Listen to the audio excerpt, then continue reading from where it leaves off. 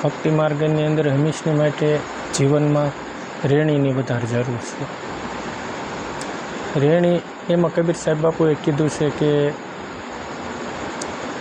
કેણી મિશ્રી ખાંડે ને રેણી તાતા લો, કેણી કેવે ને રેણી રેવે એવા વિરલા કો. પછી જ્ઞાન ગમે એટલું આપણે કથવાથી રેણી આવી જાય એવું નથી. રેણી એક વસ્તુ હાવ અલગ છે. ધ્યાન યોગથી રેણીની અનુભવ થવા મળે, પ્રેક્ટિકલ અનુભવ થવા મળે, અને ધ્યાન ભજનની અંદર પછી આપણને અનુભવ થવા મળે, એટલે એનો પુરાવો મળતો છે. એટલે આપણા જીવનમાં રેણી આવે ને, જેવી રીતની ખેડ કરો છો તો એ ખેડ પહેલાં કરી તો બરાબર નિંદામણ ગોળામણ જે એને વસ્તુ જોઈ છે ન આપી તો બરાબર પાક આવ્યો નહીં.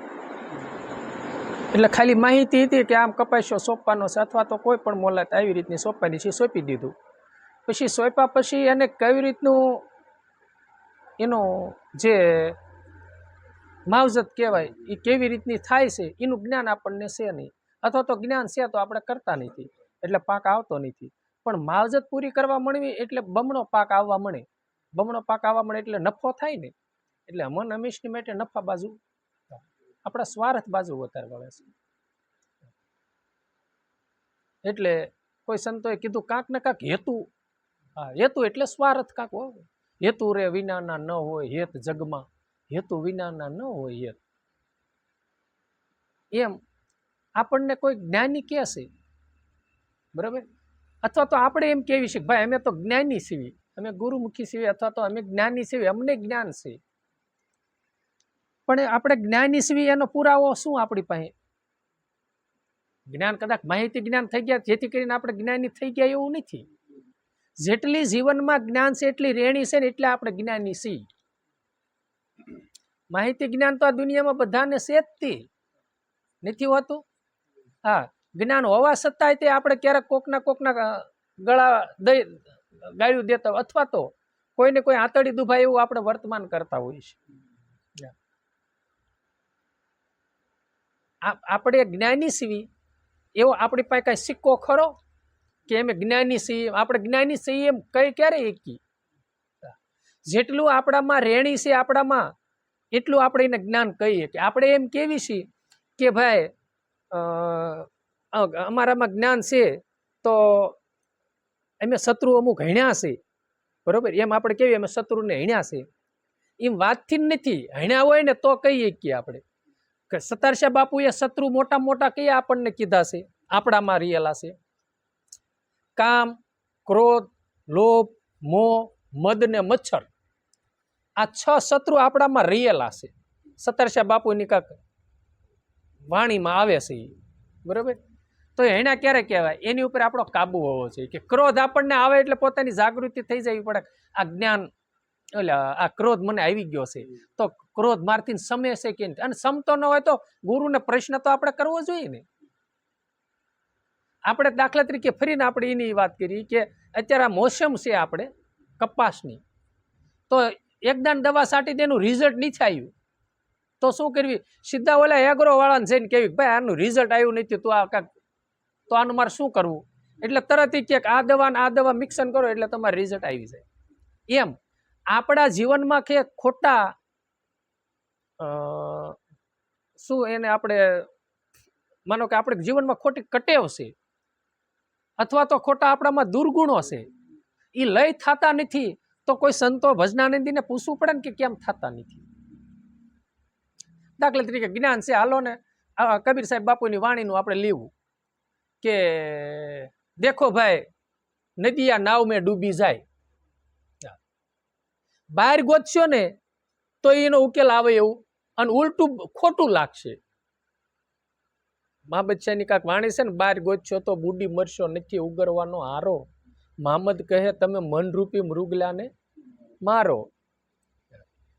એટલે એને વારો, એટલે એને બહાર જાય છે ને એને આ બહાર ગોતવાનો નથી, એને તમે મનરૂપી મૃગલાને વારો અને ભીતરમાં પાછો વાળો. કે ગોતા જેવું પોતાના ઘટમાં છે, બહાર નથી. બહાર ગોતશું તો ડૂબી જઈશું. એમ કબીર સાહેબ બાપુની વાણી છે, દેખો ભાઈ આ નદી આ નાવમાં ડૂબી જઈ. તો આપણને એમ થાય બહાર જોઈએ ને તો એમ થાય કાંઈ નદી ઉપર તો નાવ હાલ્યું જતું હોય, કઈ નદી થોડી આનામાં, આ નદીની માથે સવારી તો નાવની છે, અને નદી જો નાવની માથે સવારી કરી જાય તો નાવ ડૂબી જાય. પણ કબીર સાહેબ બાપુએ એમ કીધું કે દેખો ભાઈ, આ નદી આ નાવ મેં ડૂબી જાય, બરોબર.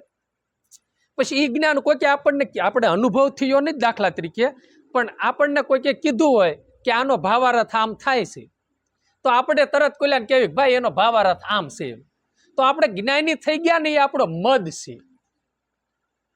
જ્યારે ભજન કરો ને ગુરુ મહારાજ, ત્યારે પોતાને આમાં એવું કઈ વસ્તુ છે કે નાવ આ છે અને નદી આ છે.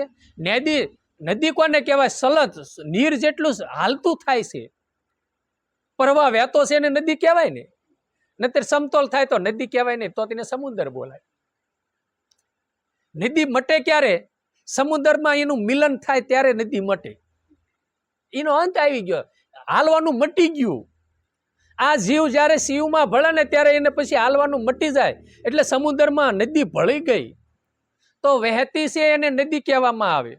તો એ નદીઓ એમ આપણામાં વહેતી શું છે? આપણામાં ખોટા તરંગોની નદીઓ વહેતી છે, ખોટા વિષયોની નદીઓ વહેતી છે. તો એ નદીઓ શેમાં ડૂબી જાય? નામરૂપી નાવમાં. સમજ્યા? અને નામરૂપી નાવમાં ત્યારે પછી અખતરો કરજો, જ્યારે ધ્યાન લાગે ને ત્યારે તમામ તરંગો એમાં શાંત થઈ જાય છે. વિષયોનો પ્રવાહ બાપુ એમાં લઈ, નદીઓનો આપણને વિષયોનો પ્રવાહ ચાલુ જ છે ને. એટલે આમાં અમુક સંતોએ ઘણા સમુદ્ર કીધા, કોઈ સંતોએ 7 સમુદ્ર કીધા, કોઈ સંતોએ નદીઓ અનેક કીધી. તો આમાં વિષયો રૂપી, તૃષ્ણાઓ રૂપી આમાં નદીઓ છે બાપુ.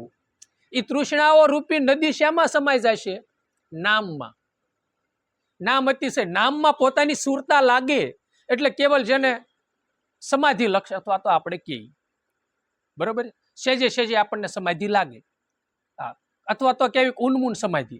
ઉન્મૂન સમાધિ ક્યારે કહેવામાં આવે? કે પોતે કેવલ સુરતા શબ્દમાં સમાઈ જાય અને તમારા સંકલ્પ વિકલ્પનો લય થઈ જાય. પછી પોતાના હાથ મુદ્રામાં છે કે નથી એ આપણને ખબર રહેતી નથી. ક્યાં હાથ પડ્યો પોતાના સ્થૂળ દેહની પણ ખ્યાલ ન રહે. એ એક અવસ્થા ઉન્મૂન અવસ્થા કહેવાય. બોલો, એ અને નામમાં સુરતા સમી જઈ, એમાં લાગી ગઈ, એમાં એને વરી જઈ, એટલે ઓલી નદીઓ બધી શામાં પ્રવાહ, વિષયો બધા નદીઓનો વિચારોનો જે પ્રવાહ હતો એ શામાં ડૂબી ગયો? નામરૂપી નાવમાં. એટલે નામ જ એક તરવાનું ઠામ છે. સમજ્યા તમે? એટલે સંતોએ કીધું કે નામ હે નૈયા, નામ કેવૈયા, નામ છે તારણ ઝાર. જુગો જુગ 4 જુગ વહી ગયા, પણ નામનો જ મહિમા ગવાનો છે. નામનો જ મહિમા છે. કલી કાલમાં કેવલ નામ આધારા, સુમરત સુમરત ઉતરે ભવજલ પારા. હા, કોઈ સંતોએ કીધું છે. કલી કાલમાં કેવલ. આ સંતો આપણને ચોખ્ખું કહી ગયા છે, અને છતાંય આપણીથી થતું નથી. અને આપણે ન કરતા હોય તો આપણે જ જ્ઞાની છીએ. માહિતી જ્ઞાન હોવા છતાં આપણા જીવનમાં રેણી રહેતી નથી, કાર્ય કરતા નથી. એટલે આપણી જો ઓલાને બિચારાને ખબર નથી. હા, એ અજાણ છે એનથી. હા, એને આપણે અજ્ઞાની ન કહેવાય. કોઈ સંતોએ કીધું છે ને કે પાપી અમને 50 મળજો, નુગરો નો મળશો કોઈ. ઈ નુગરાની માથે 184 નો લેખ, નુગરા નહીં સડે નિર્વાણ. તો જેને ગુણ ક્યાંય બંધાતો નથી, જેને અવગુણના જેની તેની થાય છે, હા, પોતાને પોતાના ગુરુ પર પણ ભરોસો હોતો નથી. એના શબ્દ પોતાને લાગતો ન હોય, એની ગણના ન હોય ત્યારે ને. જેને પ્રિય લાગી છે એ જ નુગરા. અને આપણને જે વ્યક્તિ પ્રિય લાગે છે અતિશય, એની વગર ઘડી પણ ન હાલે. પલે પલ જેને યાદ કરતા હોય એ કદાચ વઢે ને તોય બાપુ આપણને મીઠું લાગે. અને જે પ્રિય નથી લાગતું એ કદાચ મીઠો ઠપકો દેશે ને તોય આપણને કડવો લાગશે બાપુ. એટલે જ્યાં લગી સંતો પર પ્રીત નથી, ગુરુ પર તે ભાવ પ્રેમ નથી, ત્યાં લગી કશી આપણને લાગવાનું નથી. એટલે એનો મહિમા તમે જાણો, મહાપુરુષોનો સિદ્ધાંતો જાણો. એટલે સંતોએ કીધું તમે સદા હરિના દાસ છો. સંતો તમે સદા હરિના હરિસંત, તમે એવી રૂઢી રીત પાળો કે સાસુ બોલો ને હકે હાલો, એવી રૂઢી રીત પાળો. મોરાર સાહેબ કહે છે, તમે જો હરિ ભગવાન એટલે હરિના એટલે ભગવાનના તમે ભક્ત કહેવાતા હો તો તમે રૂડી જીવનમાં એવી રીતું પાડો. અને રૂડામાં રૂડું બાપુ ઈ છે. બાકી આ શણગાર કદાચ તમે ગમે એટલો સજો ને કપડા કદાચ ગમે એટલા પહેરો, કદાચ આ સાંભળું એકદમ બગલાઈને પાંખ જેવું હોય તો જેથી કરીને એ રૂડો લાગે એ શક્ય નથી બાપુ. રૂડા તો ક્યારે લાગો કે ભક્તિના આભૂષણો ઓઢા ને ત્યારે. ઈ જ આ જગતમાં રૂડા છે બાપુ. મારો વાલીનો આ બગદાલમ ઋષિ બગદાણામાં થયો અને પછી એને તો આપણે જોયા નથી, પણ એના ફોટા જોયા, કદાચ અત્યારે બજરંગદાસ બાપાને જોયા. હું ટૂંકી એવી લંગોટ, અને એની યુવાનીને મારી જેટલું કદાચ સ્થૂળદેવની ઉંમર હશે ને ત્યારે એના દિગંબરના ફોટા મેં જોયા છે. આપણા ગામમાં છે એક બે જગ્યાએ દિગંબર ફોટા. હા, અને એ મારા વાલીડાનો જો દેહનો સારો ભલે ગયો, પણ એ રૂડા કેમ લાગ્યા આપણને, તે પ્રિય કેમ લાગ્યા? પછી પ્રિય લાગે ને એનું નામ લેવું ન પડે, લેવાય જાય. હા, એના જીવનમાં રૂડી રીત હતી. એટલે મોરા સાહેબે કીધું એટલું નથી કે સાસુ બોલો તમે હકે હાલો. રામદેવ પીર બાપુ કાક કહી ગયા છે, આસુ બોલો તમે વસન વિચારો, અવતાર કહે પીર રામદેવ. તો સત્યમ વદમ, સત્યમ વિજયતી, એવા આપણે સંસ્કૃતના શ્લોક શબ્દ છે બાપુ. સત્યમ વદમ એ સંસ્કૃત છે, સત્યમ વિજયતી એટલે હંમેશની માટે સત્યનો વિજય છે. સત્યમ વદો એટલે સત્ય તમે બોલો, અને હંમેશની માટે સત્યનો વિજય છે. હાસું છે એ હંમેશની માટે હોનું જ રહેવાનું છે. પછી આપણે ખોટું છે ને સાસું કરવા જાવી છીએ એ કથિર થાય છે. તમે એક તમે સમજો કે ધાતુનું છે અને આપણે એમ કેવી હામા વ્યક્તિને ઉલું રમાડ્યું કે હોનું જ છે શું, પણ જેથી એને માટીનો સ્પર્શ થાય એટલે ધૂળમાં જાય છે ને ત્યારે એને બાપુ કાટ લાગી જાય છે. એટલે જગ જાહેર થાય છે કે આ ખોનું નહોતું, આ ખોટો ગલેપ હતો. એમ ભક્તિના આપણે ખોટા ઢોંગ કરીએ છીએ. શું આપણે હાસું નથી બોલતા અથવા તો હાસી રેણી નથી આપણી. એટલે સમય સંજોગ આવશે ને. આજ એક યાત્રિક હાલીને આવ્યા હતા, મોરબી સાઈડ થી ઉષા કોટડા જતા હતા. પછી અહીંયા વિસામો કર્યો ને કાંક ભગવાનની કૃપા થઈ હતી કે રોકાવ, તે રોકાણા. પછી એને એવો પ્રશ્ન મને કર્યો, મને કે બાપુ, મેં કીધું હા. એ કે મારી આટલી ઉંમર થઈ. મેં કીધું હા. આનું અત્યારે જો આ પગ પેરાલીસ મને આવી ગયો છે, છતાં જો મારો હાથ કામ નથી કરતો તોય છતાં હું હાલીને યાત્રાઓ કરું છું આટલું. અને એને પછી એની જે કાર્ય પ્રવૃત્તિ કરતા ને ધર્મની, એને મને વાત કરી કે આવું આવું અમે કરીએ છીએ, છતાંય તે મારે આ આવરણ કેમ આવ્યું છે.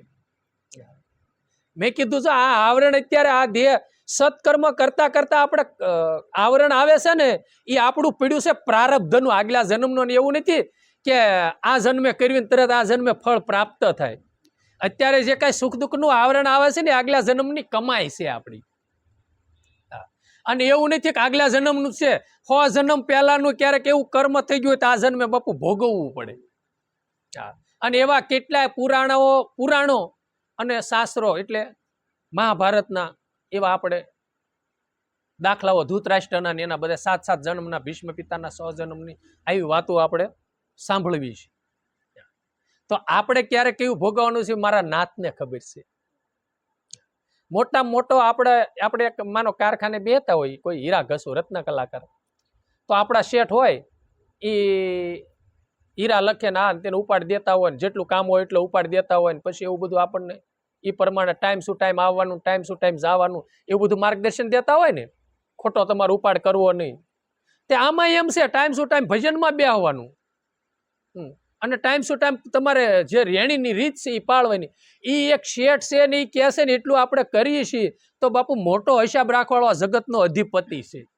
મોટો સરવાળાનો સોપડો એની પાસે છે રામ, અને એની પાસે તલનો હિસાબ એની પાસે પડ્યો છે. અને આપણે પછી એ ઉપાડ હોય તો ભલે અને જમા હોય તો ભલે, એ સરવાળો બધો એની પાસે છે. અને એ કોઈ દી ઉલ્લું કોઈનો બીનો બને એવું છે નહીં. એટલે સતધર્મના આશરે બેહી અતિ જ્ઞાન કથો, અને અતિ જ્ઞાન કથશો ને પછી એટલું પાછું ભજન કરો. એ ભજન કરશો ને એટલે પછી જ્ઞાન કે તમારે બાપુ ગોખવા નહીં જવું પડે. મારા નાથ કૃપા કરશે અને અંદરથી જ્ઞાનની સર્વેણી ફૂટશે. શરૂઆતમાં ભગવાનને કરવો અને ગુરુ ઉપદેશ લીધો. હા, ગુરુ દીક્ષા લઈ 3 માસ થયેલા અથવા તો 2 માસ થયા, 3 માસ થયા, રામ જાણે. 3 માસ અંદાજ છે મને કે આપણે દાદા ગુરુની નિર્વાણ તિથિ બરોબર આવી. હા, મેં 17 સુદ બીજ 2007માં મેં ગુરુ દીક્ષા લીધી. એ સમયમાં પછી જેઠ મહિના અષાઢ મહિનામાં તિથિ નિર્વાણ તિથિ બાપાની જઈ. ત્યારે હું પહેલા વહેલો ત્યાં સત્સંગમાં ગયો દેવગામ આપણે. અને જગદીશ બાપુ જ્યારે સત્સંગ કરતા હતા ત્યારે મને એવો સંશય થતો હતો કે આ વ્યક્તિ 3 કલાક એક ધારું બોલે છે છતાં આ ડૂકો પડતો નથી. આને આટલું બધું કેમ યાદ રહેતું હશે? મને એમ થતું કેમ યાદ રહેતું હશે. પછી આ સંશય મને 6 મહિના સુધી રહ્યો. પછી મારે રીતે મને મનથી પછી તને થોડુંક આપણે ગુરુની કૃપાથી ક્ષણિક ભજન કરતા થયા ને બધું આમ અતિ ભાવ પ્રેમ લોહ લગનમાં લાગી ને પછી કાંઈક ગુરુની કૃપાથી સમજાણું આ યાદ રાખવું નથી પડતું, રહી જાય છે. અને ગુરુ એવી કૃપા કરે છે પછી આ વિચાર ન કરે કે આજ આ વાત કરવી છે, પણ અનાસે કઈ સર્વેણી ફોડવા વાળો એ અંદર બેઠો છે. અને એની કૃપા દ્રષ્ટિ આપણી માથે થાય ને અમી દ્રષ્ટિ થાય ને એટલે જ્ઞાન ગંગાનો પ્રવાહ અનાશય આરામ ફૂટે છે. પણ આપણી લાયકાત હોવી જોઈએ. આપણને આપણી લાયકાત હોય ને એટલે ગુરુ કૃપા કરે, ભગવાન કૃપા કરે છે. પણ એ કૃપા મેળવી તો આપણે એ પ્રમાણે પાછું એનું કયાગ્રામાં રહેવું જોઈએ. એટલે એને કીધું કે તમે હકે હાલો. મોરાર સાહેબ બાપુ કે હકમાં તો આપણને ખબર પડે ને. નીતિ કાંક આપણે 2 ભાગ પાડતા હોય અનાજનો તો ક્યાંક ભાઈ પણ નીતિ અને એ એક મન નથી પા સમજાતો રામ. આપણે 3 જણા હોય ને ચોરી કરવા ગયા હોય ને લાયા હોય ચોરીનો માલ, પછી ભાગ પાડવાનો થાય ને ત્યારે આપણે કેવી બસ જોઈજો. હા, નીતિ હા ત્યારે રીત પણ ત્યારે અંદરથી રામ બોલે. હે ભગવાન અંદર સત્ય બેઠું છે એ કે પણ જોઈજે નીતિએ ભાગ પાડજો ભગવાન માથે રાખીને. સમજ્યા તમે? એટલે આમાં એમ જ છે કે મારો રામ મારી હારે છે પળે પળે. મારેથી અલગ ઈશ્વર એક પળ નથી, મારા ઘટમાં જ બિરાજે છે. અને એનાથી હું મારે છુપાવવાનું હોય? કદાચ આપણે ખોટું બોલીને કદાચ છુપાઈ દીધું, પણ રામને તો રામ ખબર જ છે. આપણા ભગવાનને જ ખબર છે કે આ બંદાએ છુપાયું. અને છુપાયું નથી, આપણે દુઃખ છુપાયું. સમજ્યા? ઓલું દુઃખનું બીજ વાર્યું એટલે ખોટું કર્મનું બીજ વાર્યું. સમજ્યા તમે? ખોટું બોલીને હામાં વ્યક્તિને એટલે આપણે આપણા ભગવાનને ઉલ્લું બનાવવાની મહેનત કરી. જો આ જ્ઞાન થાય ને આ જીવનમાં રેણી આવે ને તો આપણને જ્ઞાન લાગ્યું કહેવાય. અને આપણા જીવનમાં કાંઈક જ્ઞાન કહેવાય.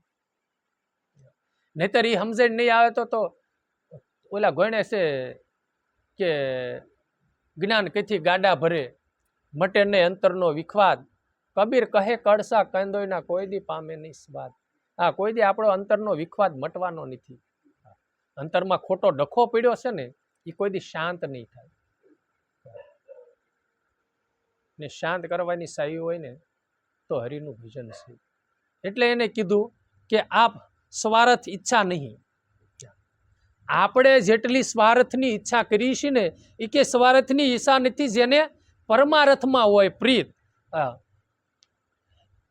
એવા સુમરેણ ભાવે ધારે પ્રેમ તણો તનમન ધરી અને જેણે અર્પણ કીધો છે અને થઈ બેઠા છે નિજ દાસ.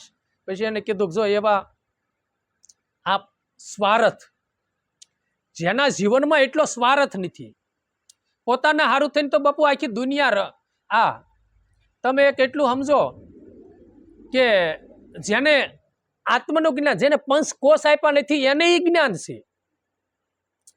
આ હું જોતો હતો એક જગ્યાએ કે 2 પક્ષી માળા બાંધતા હતા આપણા આશ્રમની અંદર.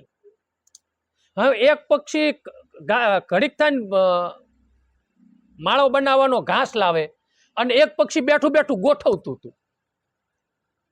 પેલા આપણે એમ જ હતું બાપુ, ગારાના મકાન હતા ને એટલે એક ભાઈ બેઠો માથે સાળતો હોય, સાસતો હોય, કદાચ ગારો દાબતો હોય, સાજુ દેતા હોય અને હેઠે બેઠા અંબાતા હોય. હા, એટલા હપથી કાર્ય કરતા હોય, બરોબર. તે આ મેં કીધું આને એના પૂરતું તો જ્ઞાન છે. એટલે સ્વાર્થ હારું તો બાપુ આખી દુનિયા દોડે છે, પણ પરમારથની કારણે, અને પરમારથમાં તો જેને પ્રીત બંધાણી છે, પરમારથમાં પ્રીત બંધાણી આપણે શેઠ સગાળશાને, કારણ કે આગલા જન્મની અંદર કર્ણનો અવતાર હતો, એને પરમારથમાં કર્ણને પ્રીત બંધાણી, એટલે એને નકરું સોનાનું દાન, હા, દાન દેવામાં એને કેટલો હર્ષ થતો હતો, કેટલો ભાવ થતો હતો. દાન દેવું નહીં કરતા એને ભૌતિક સંપત્તિ કરતા દાન એને અતિ પ્રિય હતું, એટલે એને સુવર્ણનો કિંમતીમાં કિંમતી આ દુનિયામાં હોય એ વસ્તુનું દાન દેવું એ આપણો ધર્મ છે. હા, એમ એને સમજાણું કર્ણને. અને આપણે દાન દેવી, કોઈ આવ્યું હોય અને દાન દેવું હોય તો આપણે 700 રૂપિયાના ભાવના જો ઘઉં લાયા હોય ને તો એ ન દેવી, પણ ઓલા સમેટીના આયા ને રેશનના, એ તરત વાટકીઓ ભરીને દેન, ભલે ફૂલ નહીં, ફૂલની પાંખડી દો. હવે આપણને પ્રિય નથી, આપણા રામને પ્રિય લાગે. આંકડાનું ફૂલ પીડ્યું હોય રામ, હાલો ને ધતુરાનું માનો ને, ધતુરાનું ફૂલ તરત તોડીને આમ કર્યું, બહુ મીઠી સુગંધ આવી. અને પછી દેવતાઓને જો આપણને સુગંધ ધતુરાના ફૂલની સુગંધ નથી ગમતી તો દેવતાઓને ગમે. એમ આપણને ગુલાબનું ફૂલ અતિ પ્રિય લાગે છે, સુગંધ એની ગમે છે, અને આપણે સૂંઘી છીએ તો એ ભગવાનની પુષ્પ પ્રિય છે. એમ આપણું એને તે જે વસ્તુ પ્રિય નથી ભગવાનને આપણે અર્પણ કરવી તો એ હું એને પ્રિય લાગવાનું છે. આપણને જે પ્રિય છે એ વસ્તુ ભગવાનને પ્રિય અર્પણ કરીને તો એને પ્રિય લાગે બાપુ. એટલે એને કીધું કે આ સ્વાર્થમાં તો કે બધા આખી દુનિયા દોડે છે, પોતાના હારું તો આખી દુનિયા કરે છે, પણ પોતાનું એક બાજુ કરીને જયારે પરમારથ એને ખબર પડે કે અત્યારે પળ આવી છે, લાયા સમય હાંસવી લઉં અને અત્યારે પરમારથ કરી લઉં, નકર આ કાયા જર્જરી થાય છે ત્યારે રોજ તોય ભેગું નહીં થાય, સમય વયો જાય છે. ગઈ પળ પાછી ફેર નહીં આવે, મૂર્ખ મૂંડ ગમાર. આ પળ વય, અને કદાચ એવો આપણને જ્ઞાન થાય તો જ એ થાય છે હો રામ, કે લાય મને મારા ભગવાને અત્યારે તક આપી છે ને આ પળ હાંસવી લઉં. પછી કાલે આ શ્વાસા રિયા કે ન રિયા રે તો મારો નાથ ફરીને કૃપા કરશે, પણ કદાચ આ પળ અત્યારે વહી જાય છે સેવાયની, અત્યારે પરમારથ કરવાની પળ વહી જાય છે, કાલ શ્વાસા ખૂટી રહેશે તો આજ આ કાર્ય પરમારથને અત્યારે તક મળે છે, પણ આજ નહીં કાલ કરશું. ખબર છે કાલ શું થાય છે? ઘડી પલકી ખબર નહીં, કરે કલ કી બાત, નર મૂર્ખ સમજે નહીં. ઓલે જીવ માથે જેમ જમડા ફરે, તેતર માથે બાજ. એટલે આપણે પછી જો હવે આપણને પુરાવો મળ્યો ને કે અજ્ઞાની જ આપણે તક ન હાંસી કે તો આપણે જ અજ્ઞાની. જિંદગીનો સોપડામાં સરવાળો બાપુ આપણે મનોમંથન કરશું ને તો જ મળશે, નહીતર મળે એવું નથી.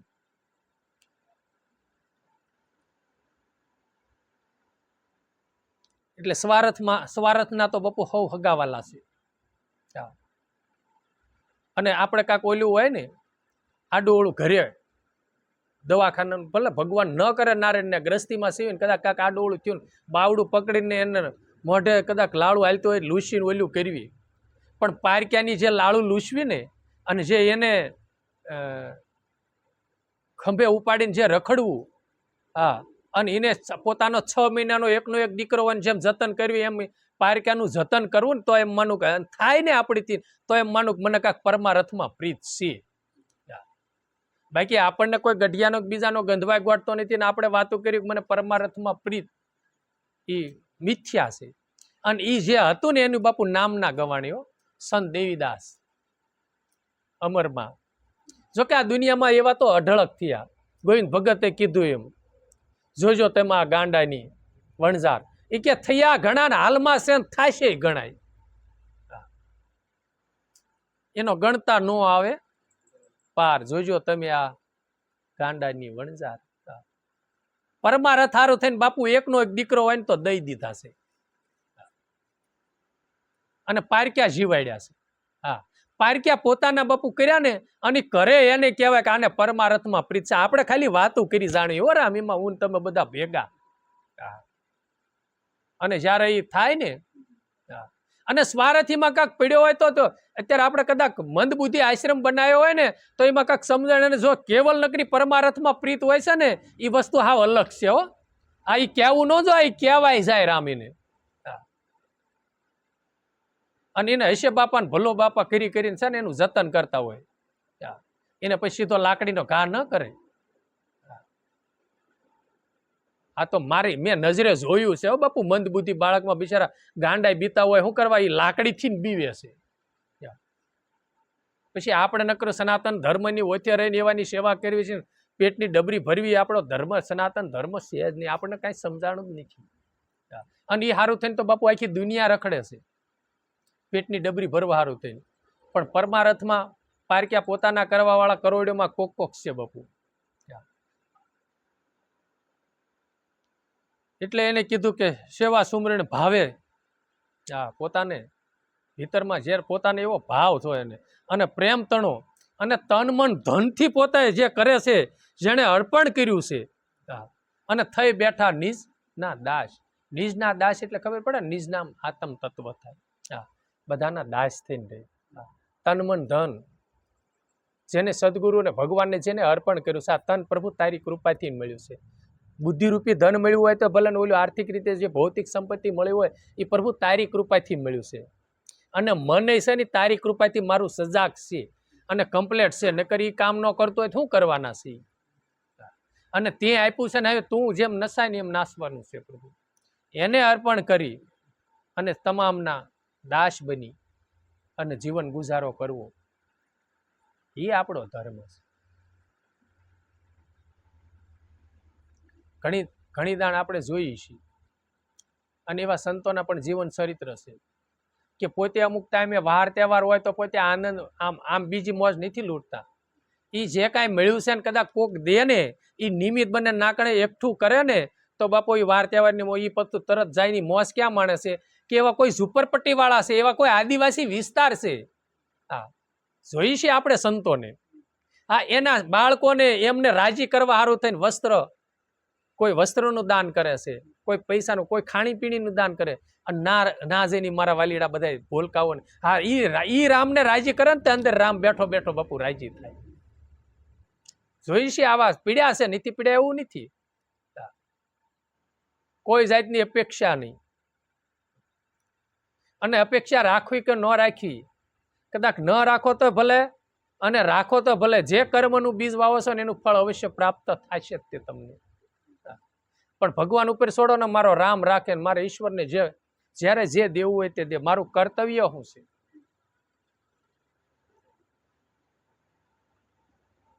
પછી એને કીધું કે વાસકાસ તમે, વાસકાસમાં પોતે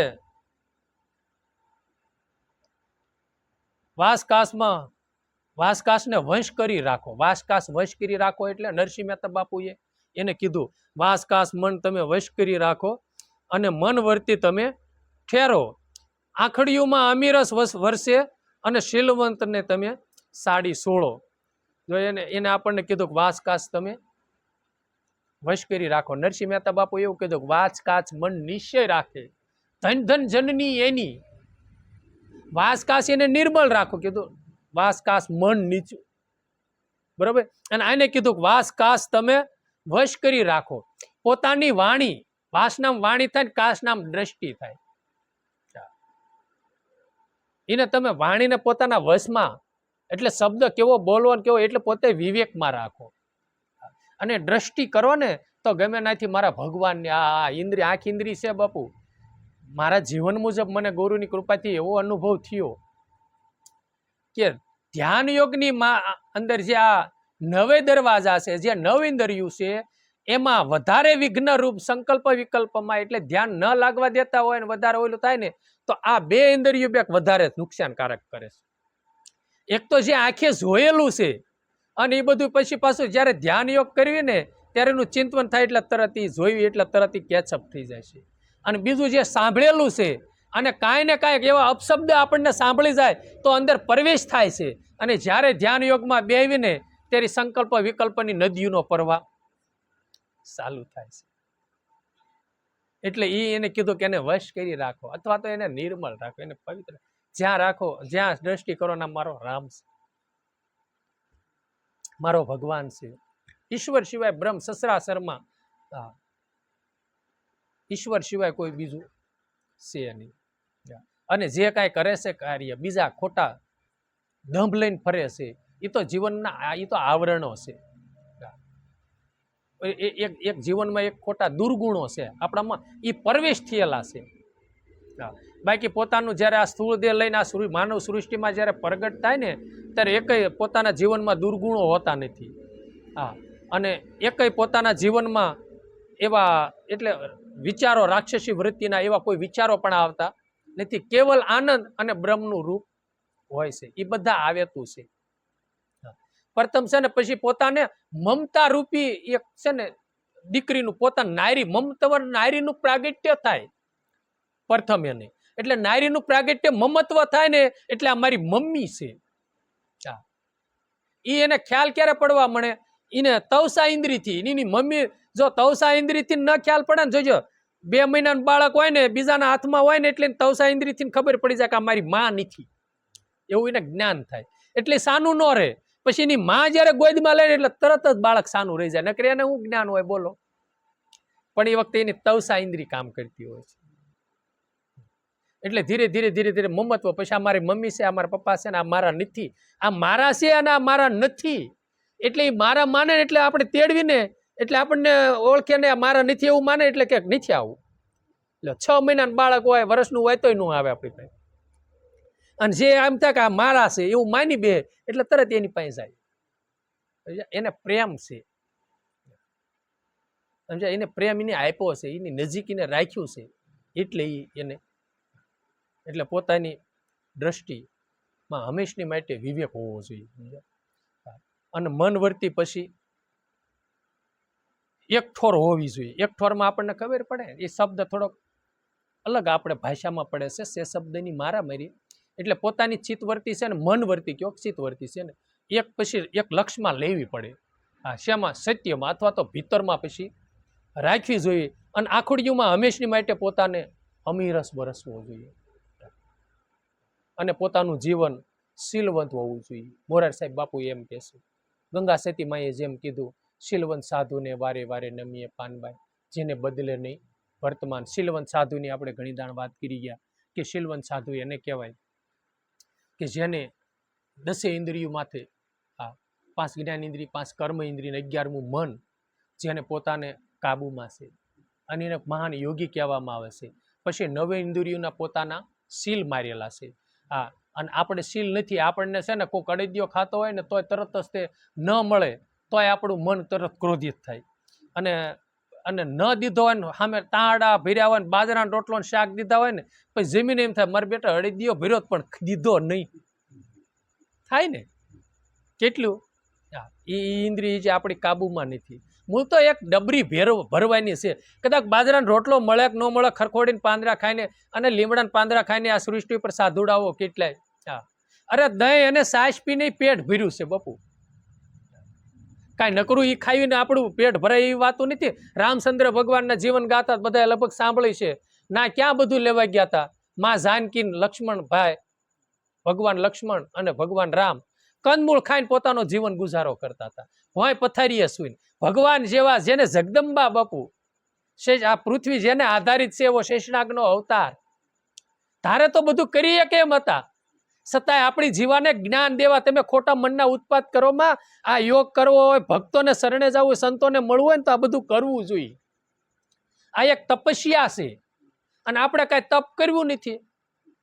આપણે લાઈટ વહી ગઈ હોય ને તરત ભજનમાં ઘડીક 10 મિનિટની 2 એકતા મનને ઉત્પાદ આલે એમાં ક્યાં તપ આપણે તપસ્યા કરી લ્યો. થોડીક તપસ્યા રાખો પણ થોડાક ભૂખ્યા રહ્યો. અને ખોટો છે ને તર્ક વિતર્ક કરતા જ નહીં. ભાઈ શ્રાવણ મહિના હોમર રહેવાની કાંઈ જરૂર નહીં. 3 ટક ખાઈને ભગવાનનું નામ લ્યો ને. અરે ભાઈ રે એને રહેવા દે ને, એને બિચારાને શરીરની નિરોગી રહેશે ને એને એ યાદ રહેશે કે હું સોમવાર રહ્યો છો એટલે 3 ટક ભોળાનાથને પગે લાગવા જ જાય છે.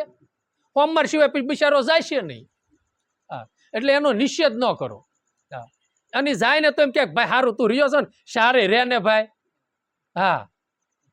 એક રેવ પેલો છેલ્લો રેવો એમને તમ તાર ચારે રહે તો સારું. આપણે અમુક તેમ કે સારું એ બાને ભગવાનના નમ શિવાય સોમવાર રહે તો ઘડીક નમ શિવાય અડધો કલાક તો બોલશે, પછી ભલા આવતા શ્રાવણ મહિનામાં બોલે. અને આપણું એમ જ છે રામ. એટલે છે ને એવા અત્યારે જે ઉપવાસ આવે છે, પરબ જે તહેવારો આવે છે, એમાં માણસો બહેનો ભાઈઓ બધા રહેશે, રહેવાય દો એને કયો તમ તાર કરો ઉપવાસ. ભજન ન થાય કાંઈ નહીં, એ તો બિચારા થાય છે ને, એ થાય લ્યો. રામપીરના 9 દીના નોરતા કરવા હોય ને તો થાય, પણ 9 દી લગાવવું હોય તો આસન એ ન થાય. ઓલામાં ભૂખ્યાય બહુ થાય અને આમાં એ કાંઈ ખરું ભૂખ્યા ન થાય, સતાય એ થતું નથી. સતાય જો ભાઈ જે સત્કર્મ થાય ને એ કરવું. એક ટાણા થાય ભલે એક ટાણા કરવા, કાંઈ હું એમ નથી કહેતો કે ન કરવા. અને જો એનો નિષેધ એ નકામી વસ્તુ હોય ને તો આ ઋષિ મુનિઓ એ રામ કર્યું ન હોય, સમજ્યા તમે. પછી મારી જેવા કોઈ અધૂરિયા છે ને એ નિષેધ કર્યા રાખે, ભાઈ તારે એક ટાણા કે આખો મહિનો ભૂખ્યો રહ નહીં તને તો કે છે આ ગરીબોને અન્ન નથી મળતું હોય ને ભગવાન મળી જાય છે. એ તો બિચારા એના પ્રારબ્ધના રામ લઈને આવ્યા છે. એટલે એ બુદ્ધિ લડાવવાની આપણે કાંઈ જરૂર નથી. આપણે શું કરવું છે એ કરો. એટલે શીલવંત સાધુને સંતોએ કીધું છે કે 9 ઇન્દ્રિયો ને પોતે શીલ માર્યા હોય, ગમે એવું હોય છતાંય તે પ્રાપ્ત થાય તો હરખાય નહીં, અને વયું જાય તો દુઃખ ઉત્પન્ન ન થાય. આવું જેનું જીવન છે. જનક રાજાને આખો જનક રાજા જનકપુરીના રાજા હતા, છતાંય તેને એવો હર્ષ ન થતો. હું રાજા સૌ નહીં, રાજા એને મરી ગયો હતો. અને આપણે એ મરતું નથી, સમજ્યા તમે. મેન તકલીફ છે હું મરતું નથી, એટલે હું છે એટલે કાંઈ તું આવતો નથી. હા, પ્રેમ ગલી હતી સાંકડી તામે દો નહીં સમાય. ઘણી દાણ હું કહું છું, આપણે ગુરુની કૃપાથી વળે આજે યાદ આવ્યું થોડુંક કહું. દેવારામ બાપુ સત્સંગ કરતા હતા. સત્સંગ કરતા ને એમાં એના શિષ્ય દરબાર અને મામૈયા ભાઈ નામ, તે વખતે થોડા દરબારી રાજાઓ કહેવાય, સમજ્યા એ સમયમાં. એટલે 12 નંબર ઓલી નાળસા વાળી ખંભામ લઈને આવે, સત્સંગમાં આવે ને તોય પોતાની એમને હું દરબાર એમ. દરબાર માલિકોર બેહી ગયું હતું, એ માલિકોર બેઠો હતો, એટલે એને એમ કે હું દરબાર. એટલે 12 નંબરનો જોટો આમ નાળસું લાંબુ અને ઓલો હારડો ગોળિયુંનો એવું બધું લઈને આવે, અને સભામાં બે તો નાળસું 2-3 નડે એમ લઈને બે. એમાં દેવારામ બાપાએ એકદમ શબ્દની સોટો એવી મારી, સેવા કોને કેવી, દાસત્વ ભાવ કોને છે, અને ભક્તિનો મહિમા નામ જ્ઞાન ગંગાનો એવો ભગવાનને યોગ કાક કરવો ને, તે એવા શબ્દની સોટો લાગીને એ મામૈયા બાપુને તેનો હૃદયો રોઈ પીડ્યો બેઠો બેઠો. ઓહો હો, હું મને ગુરુ મહારાજ જ્ઞાન હું દેશે, હું કરું શું હું. અને પછી સાનો ઇન્ટર પીડ્યું ને પોરો ખાધો ને એટલે તરત બંદૂક નાખી દીધી, હારડો ને 2 ઘા કરી નાખ્યું. અને સા થઈ રહ્યા પછી અડાળિયું જ્યાં તગારામ ધોતા હતા ને, અત્યારે આપણે સગવડતા સોકડીની નાન તેલ, એ સમયમાં બાપુ આ તગારામ ધોતા હશે અડાળિયું. તે મામૈયા બાપુ ના તગારે જઈને મીણા બેઠા અડાળિયું ધોવા. એટલે દેવારામ બાપાની નજર જઈ કે મામૈયા ભાઈ તમે દરબાર ક્યાં રહેવાય દો, તમે દરબાર ને કે. એ કે બાપુ દરબાર મરી ગયો હતો નહીં, હવે તમારો દાસ રહ્યો, સમજ્યા. એમ આપણને હું મરતું નથી, સમજ્યા. અને આપા ગીગાને બાપુ એ મરી ગયું હતું, અને છેલ્લે છે ને હું આપો ગીગો છું ને એને મરી ગયું હતું, એને શું રહ્યું હતું, દાના બાપુનો દાસ છું. ત્યારે બાપુ એ સાણના હુંડલા ઉપાડતા માથે જીવાત પડી જતી હતી તો એને ખ્યાલ નહોતો રહેતો, એવી એને પરમારથમાં પ્રીત હતી, સમજ્યા.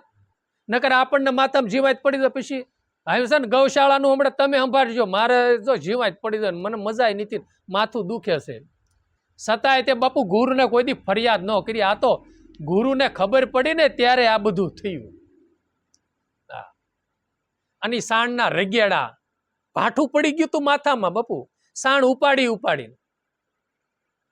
એ તો વિહામણે આવી પાળિયાથી બાપો વિહામણ ગયા ને, એને કીધું કે બાપો આનો હુંડો હવે હેઠો ઉતારવા, પીર ઉદો પીર થયો. ક્યારે એની બધી ઇન્દ્રિયો બાપુ શીલ હતી, સમજ્યા તમે. અને આપણે તે કઈ શીલ નથી એમાં કરવું કેમ? આપણે થારા કપડા ન મળ્યા હોય વાર તહેવારે તોય મોઢું પરી જાય. હા, અને બીજા પહેરીને નીકળે ને તોય પોતાની એમ થાય મારે બેટું, અને ભગવાનને કેવું તે બધાને કેવું ને ભગવાન તે મારે ફાટલો તૂટલા. હવે કપડા ભલે ફાટલા તૂટલા રહ્યો પણ પોતાના મનનો થાંધો છે ને, મન તૂટલું નથી. ધ્યાન રાખો બાપુ, મનનો દોર એક ધારો ભગવાનમાં છે ને. અને બહારના ભલે મેલા કપડા હોય પણ પોતાના ભીતરના કપડા ઉજળા બાપુ હોવા જોઈએ. અને જેના ભીતરના કપડા ઉજળા છે ને એના બાપુ બહારના કપડા કોઈ દી કોઈ આ જોગીડાઓ થયા, બધા સાધુડાઓ થયા, એની તમે જોજો એક લંગોટા ઉપર બાપુ જીવન ગુજારો કરતા હોય છે. અને વાળના કોઈ ઠેકાણા હોતા નથી. અને આપણે વેશન ફેશનમાં બાપુ ઉપર આવતા નથી. એ વસ્તુ મેકોરામ જે ઈશ્વરની કૃપાથી જે મળે છે, પેટની ડબરી ભરાય, અંગને ઢાંકવા માટે એક વસ્ત્ર મળે, બસ. અને જેવું થાય એવો પુરુષાર્થ કરો. પોતાનો દેહ સજાગ છે ત્યાં લગી પળ હાંસવો બાપુ. પછી સમય વયો જાય છે અને પછી આપણા હાથમાં કાંઈ રહેશે નહીં. અત્યારે આ વાવણી છે રામ, અત્યારે વાવણીએ વાવણું નહીં કર્યું પછી લાણી દિવાળીએ પડશે ને ત્યારે આપણે વાવણી કરવા હાલી નીકળશું ને, થાશે નહીં ત્યારે પસ્તાવાનો કોઈ પાર નહીં રહે. એટલે પછી પસ્તાવું એ કરતા સમય છે ને ત્યારે એને હાંસવી લો બાપુ. એટલે મોરાર સાહેબે પછી કીધું એને રંગે ભોગે રાસે નહીં, પોતે રંગે ભોગે. ગંગા સેતીમાં શું કીધું કે રંગ ને રૂપ આ મિથ્યા કરી જાણ્યો પાનબાઈ, સદા એને ભજનનો આહાર. રંગ ને રૂપ. ત્યાંને કીધું કે રંગે ભોગે રાસે નહીં. ગમે એટલું કદાચ પ્રાપ્ત થાય તો ભોગ ગમે એટલો ધરે છતાં એનું મન કોઈ દી રાશે નહીં. જે કાંઈ મળે ને, અમુક સાધુડા તમે જો જૈન સંપ્રદાયના 36 ભાગના ભોજન તમે પીરસો ને તો એમાં મારો વાલીડા પાણી નાખી દે, એકેય ભોજનનો સ્વાદ ન લે, અને અઠવાડા ઘોડે ડોળ કરીને બધું આહાર કરી જાય. શેનો સ્વાદ લે? અડદિયો હોય ને, દાળ હોય ને, પાણીમાં નાખે ને, છાશ નાખે ને, અહીં બધું નાખે, એમાં શેનો સ્વાદ લે? સ્વાદ એકાદો લે, અલગ સ્વાદ લેતો જીભ ઇન્દ્રી વળે ક્યાં ને મારે બેટો બહુ મીઠું લાગ્યું તો એને ખાવાનો પાછો ભાવ થાય ને. તો એને કીધું રંગે ભોગે કોઈ રાસે નહીં. અને કર્યા પોતાની જે વર્તા જે વર્તમાનની અંદર જેને પ્રાપ્ત થયું છે ને એ બાપુ એને એમાં સંતોષ રાખે છે. અને સદગુરુના શબ્દે એ ઉઠે અને બેહે અને પ્રમાણે બંધ તે સદગુરુ કોઈ સંત ગંગા સતીમાં એ કીધું ને સદગુરુના શબ્દે સાલવું પાનબાઈ. તો આને એમ કીધું કે સદગુરુના શબ્દે ઉઠે ને બેસે. એટલે અને આપણે તે સદગુરુનો શબ્દ આપણે જે ગુરુ મહારાજે શબ્દ અને ઉઠવું ને બેસવું એટલે શ્વાસે શ્વાસે રમ ભજન કરવું, અથવા તો આમ ગમે ના જાવું કારવું ગમે ત્યારે એને શ્વાસે શ્વાસે હરિનું સ્મરણ કરવું.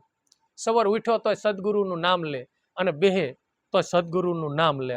અને સદધર્મમાં સુરતા રાખો અને ભજનમાં રહ્યો ભરપૂર. મોરાર સાહેબ બાપુ એમ કે છે કે સદધર્મમાં સુરતા રાખો અને ભજનમાં રહ્યો ભરપૂર. માનવ ડાયું મોટાપણું મેલો અને ગૃહી બેઠા નિજ મૂળ. એમાં આપણને ખબર પડે ને કે માનવ ડાયું મોટાપણું એ તમે મેલો. અને આપણને તો અને આપણે એમ જ છે રામ, આપણને કઈ કાર્યની અંદર મોર કરે ને આમ વરાજો બનાવે ને એટલે આપણા મોટાપણું આવી જાય. એ કે મોટાપણું મેલો તમે. અને આપણને 5 જણા બોલાવે તો આપણને એમ થાય કે આપણું ઇમ્પ્રેશન પડે હો ના કણે. અને 1 મહિનો બોલાયા હોય ને ગામ ધુમાડો બની, આ તો કોઈ પણ ગામના આગેવાન બનાવ્યો પછી બીજા કામમાં ન બનાવે કેવડું દુઃખ લાગે. કઈ ન કે પણ અંદર બેઠો બેઠો દુઃખી થાય, સમજ્યા તમે? અને એકદમ બનાવે તો થયો એમાં ભાવ જ ન હોય, દુઃખ થાય. એને કીધું કે મોટાપણું તમે મેકી લ્યો અને ગરીબ બેઠો નિજ મૂળ એટલે આત્મલક્ષી પોતાનું જીવન બનાવે. એમાં એ જે કાંઈ કાર્ય કરી રહ્યો છે એ મારો રામ જ છે ને, અને એ મારું જ રૂપ છે. હું ને તું બે એક છે, ખાલી કપડા અલગ છે. જેવી રીતે એક એક આપણે એમ કહેતા એમ બી એક કુટુંબના જ છીએ. એક કુટુંબના હોય પણ શહેરા એક હોય અને કહેવાય હું અમે એક કુટુંબના છીએ. જેમ એક કુટુંબના હોય છે ને એમ આપણે છે ને આમ એક જ કુટુંબના છીએ, બધા ઈશ્વરના બંદા જ છીએ. આપણો પિતા મોટો છે ને ભગવાન છે, અને આ તત્વની દ્રષ્ટિએ જુઓ ને તો બધાનું એક જ રૂપ છે. આ તો આપણે બધું છે ને માની બેઠા છે. પછી એને કીધું કે આપું જેને અર્પણ કર્યું અને નિશ્રેય કહેવાય. એટલે આપું એટલે આપું પણ ટાળે ને, હું કાક છું, હું હતો એટલે આપા પંથી મટી જાય. મારો હરી કરે તે ઈશ્વરને લગામ સોંપે, પોતે કરતાપણાનો દાવો મીકી દે અને પોતાનું જીવન એટલું બધું નિર્મળ બને. અને અભ્યાગતનો ઓલવો લઈને લાગે ગોરાને પાય. અભ્યાગતનો ઓલવો લઈને લાગે ગોરાને પાય એટલે એક ભક્તિનો ભેખ પહેરવો અને ભગવાનને હંમેશની માટે તમામને હાથ જોડવા, બધામાં ભગવાન જોડવું. ભક્તિનો ભેખ લીધી રે ફકીરી મેં હરિ તારા નામની ને અલખનારે જામની. લીધી રે ફકીરી મેં તો અલખનારે જામની. અસળો ઓઢ્યો, મીરાએ કીધું મેં તો ઓઢ્યું રે પાનેતર સુંદર શ્યામનું. મારા અંગે રે ઘરેણા એના નામના, મેં તો ઓઢું રે પાનેતર મારા સુંદર શ્યામનું. હા, મેં મીંઢો બાંધ્યો છે, મારા હરિવરનો બાંધ્યો છે. એમ આભૂષણો ધારણ ભક્તિના કર્યા છે તો હંમેશની માટે એમાં લાગી રહેવું. અને એ પાછું એ ભક્તિની લહેરે, એ ભેખની લહેરે પાછું રહેવું કે આપણું ભક્તિનું બાનું લજવાય નહીં. એક મોટા ઘરની વવારું હોય અને જીવનમાં અવિવેક કરે તો તરત કે ને ભાઈ મોટા ઘરના વવારું, તમે મોટા ઘરના સોરું છો અને તમને આ શોભે નહીં. એમ આપણે છે ને મોટા ધણીની બાપુ ધણિયાણી થયા છીએ.